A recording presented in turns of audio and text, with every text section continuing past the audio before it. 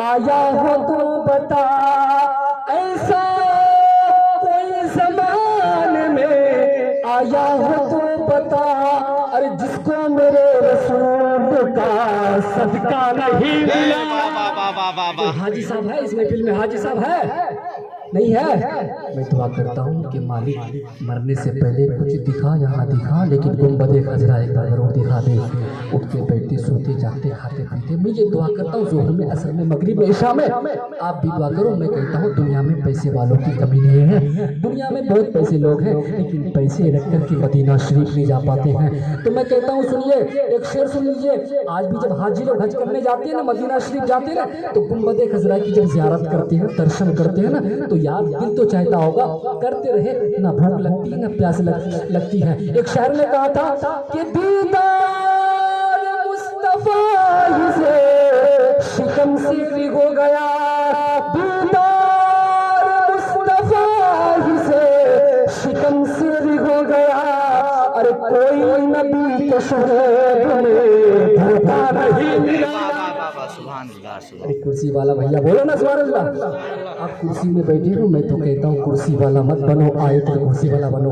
لیکن میں بات یہ کروں گا، آج لوگ کہتے ہیں مولانا صاحب ہم نے شادی کی نا تو شادی کرنے کے بعد بیوی خدمت نہیں کرتی ہے، گھر میں انقلاب پیدا نہیں ہوتا ہے۔ میں کہتا ہوں سرکار نے جس کے ساتھ نکاح کرنے کا حکم دیا، شادی کرنے کا حکم دیا نا، آپ اس کے ساتھ نکاح نہیں کرتے ہیں، آپ اس کے ساتھ شادی نہیں کرتے ہیں۔ میں کہتا ہوں آج بھی آپ نبی کے فرمان کے مطابق سنت رسول سمجھ کر کی شادی کرو، اور ایسی لڑکی کا انتخاب کرو جس کے ذریعے گھر میں انقلاب پیدا ہو، تو میں کہتا ہوں آج بھی آپ کامیاب ہو جائیں گے۔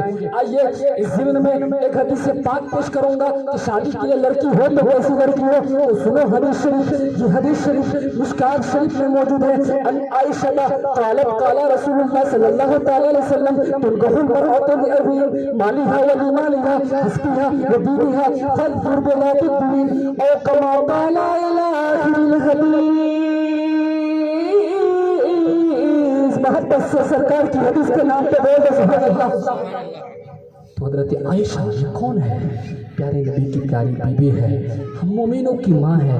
وہ کہتی ہیں کہ آقا نے فرمایا 4 وجہ سے عورتوں سے شادیاں کی جاتی ہیں، تھوڑی وجہ سے 4 وجہ سے عورتوں سے شادیاں کی جاتی ہے۔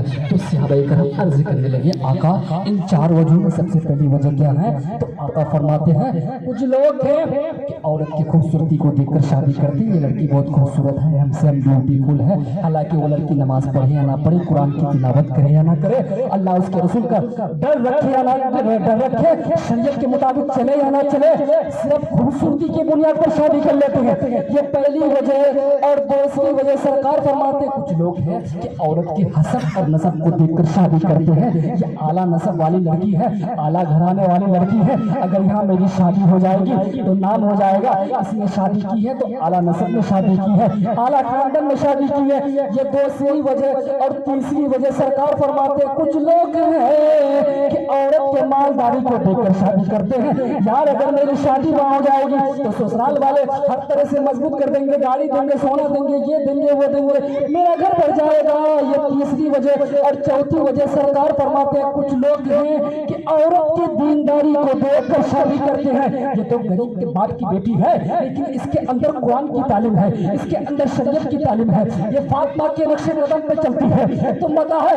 صحابہ کرام عرض کرنے لگے آقا یہ بتائیے ان 4 وجہ میں سب سے اچھی وجہ کیا ہے؟ تو آقا فرماتے ہیں ان 3 وجہ کو چھوڑو، خوبصورتی کو چھوڑو، حسب نسب کو چھوڑو، مالداری کو چھوڑو، یعنی جو لڑکی دیندار ہے، جس کے اندر قرآن کی تعلیم ہے، جس کے اندر شریعت کی تعلیم ہے، جو اللہ کے رسول کے یعنی شریعت کے مطابق چلتی ہے، اسی سے نکاح کر لو۔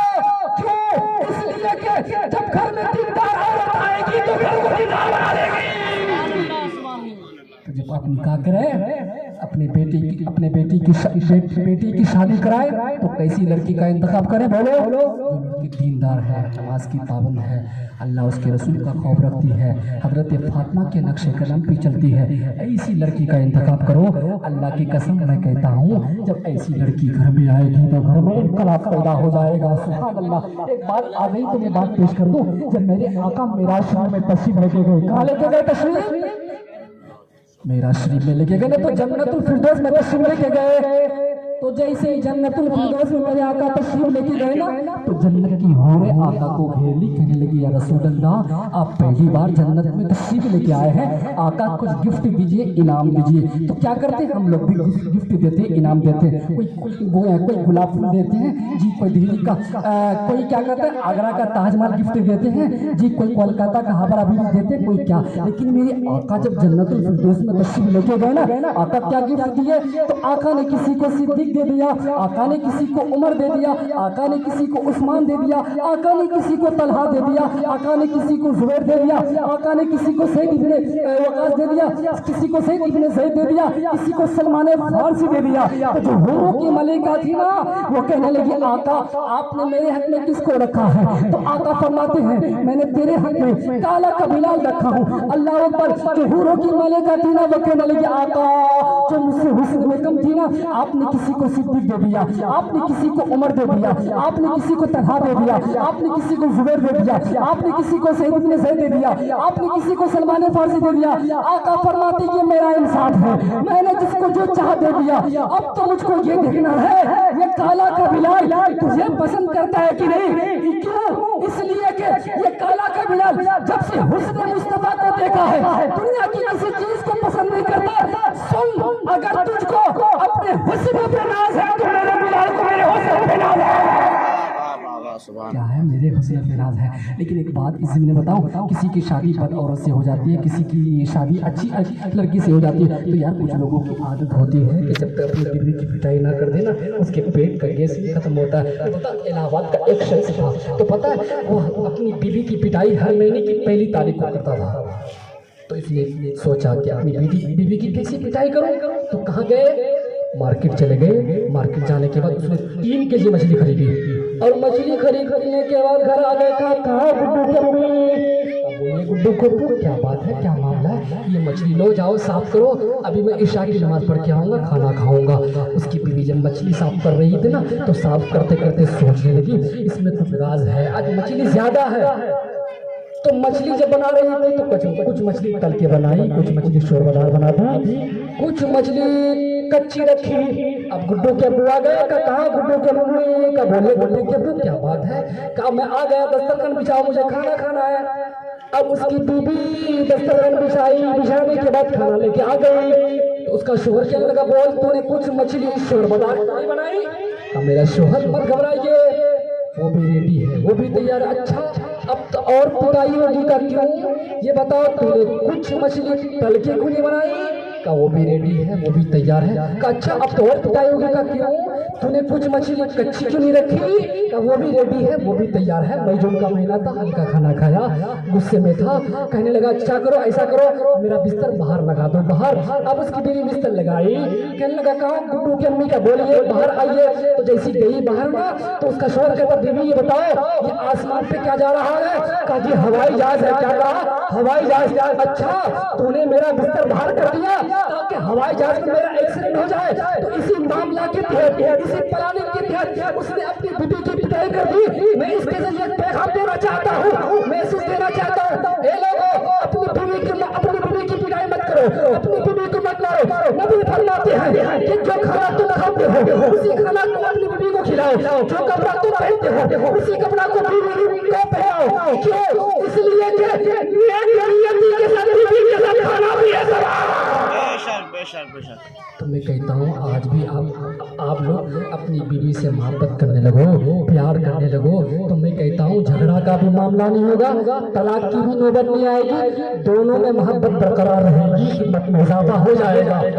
लोगों की आदत होती है, लेकिन मैं जल्दी बातें पेश कर रहा हूँ, हजरत तशरीफ फरमा है। तो सुनिए मैं कहता हूँ एक बुढ़िया थी, क्या थी बुढ़िया? उसके पास एक लड़का था, पता है? तो हर माँ या हर बाप जिसके पास बेटा हो ना, तो हर माँ ये चाहती है ہر باپ یہ چاہتا ہے کہ جیسے بیٹا بڑا ہو جائے تو بیٹے کی شادی کراؤ اور اچھی جگہ شادی کراؤ. ہر ماں کی یہ خواہش ہوتی ہے, ہر باپ کا یہ خواہش ہوتا ہے. وہ بڑھیا تھی نا, لڑکی تلاش کرنے لگی. تلاش کرتے کرتے ایک جگہ بات مکمل ہو گئی, اپنی بیٹی کی شادی اس نے کرائی بڑھیا. اب جیسی دلہن آ گئی, گھر میں آ گئی نا, تو وہ دلہن کہتی ہے میرا شوہر آپ یہ بتاؤ آپ کس سے محبت کرتے ہو؟ آپ مجھ سے محبت کرتے ہو یا اپنی ماں سے محبت کرتے ہو؟ تو وہ نوجوان کہنے لگا بیوی تم کیسی بات کرتے ہو؟ میں تم سے محبت کرتا ہوں, میں تم سے پیار کرتا ہوں, میں تم سے عشق کرتا ہوں. کہا واقعی؟ ہاں واقعی. اگر واقعی مجھ سے محبت کرتے ہو نا, پیار کرتے ہو نا, اللہ کو اپنی ماں کو گھر سے نکال دو. یار بیوی کے کہنے پر وہ نوجوان اپنی ماں کو گھر سے نکال دیا, سنسان بیابان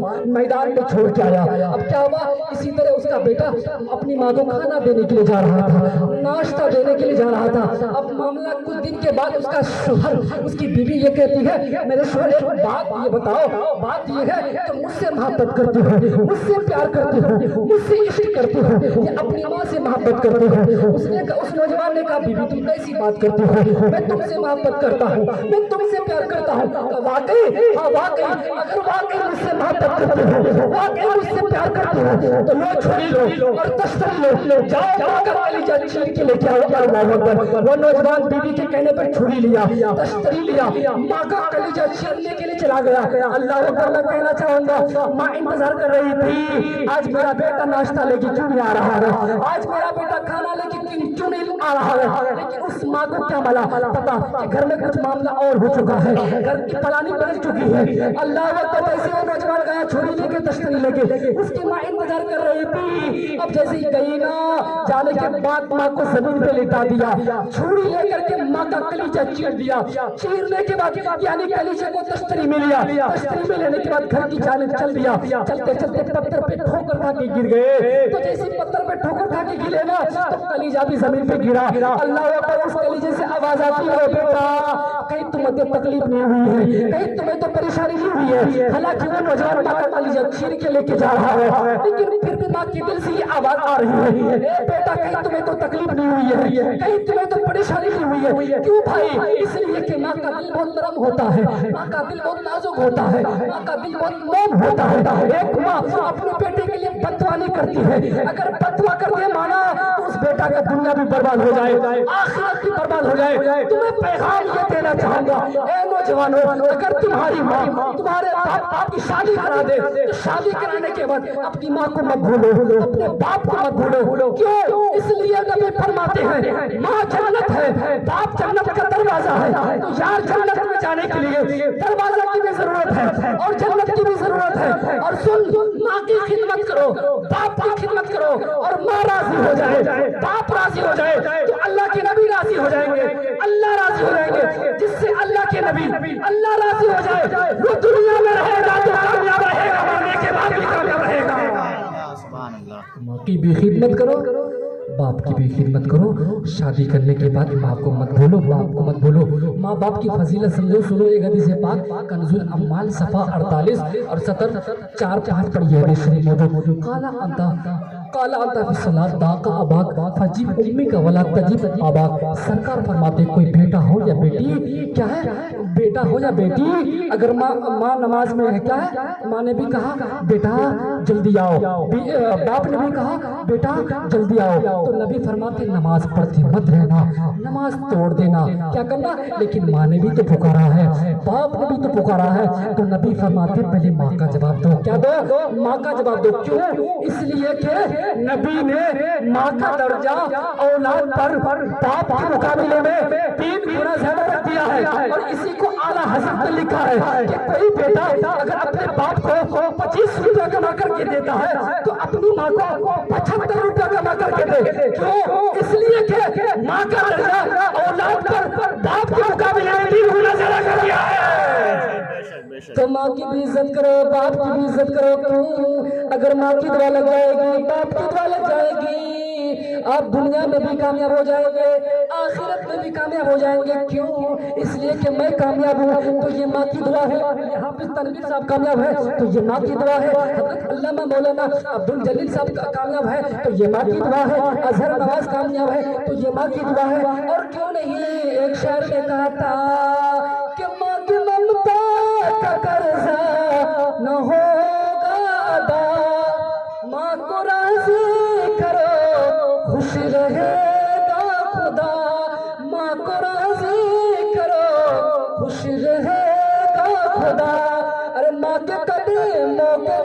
پیچھے ہے جنت، چہرہ دیکھو تو حج کی سعادت، ماں اگر نیند میں ہو جا کے تلوار دبا دو، بولو امی میری زندہ باد، بولو امی میری زندہ باد۔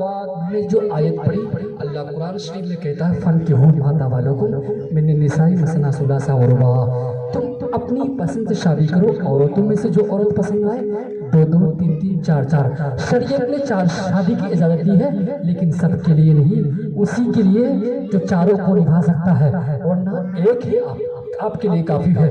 تو اللہ تعالیٰ کی بارگاہ میں دعا کروں گا کہ مالک شادی کی برکت سے کل کے ہونے والے نکاح خانے کو قبول عطا فرمائے، آپ کی ہماری سب کی حاضری کو قبول عطا فرمائے۔ میں نے جو بھی بات کہی آپ نے سنا، اس پہ عمل کرنے کی توفیق اور عطا فرمائے۔ وما علینا الا البلاغ۔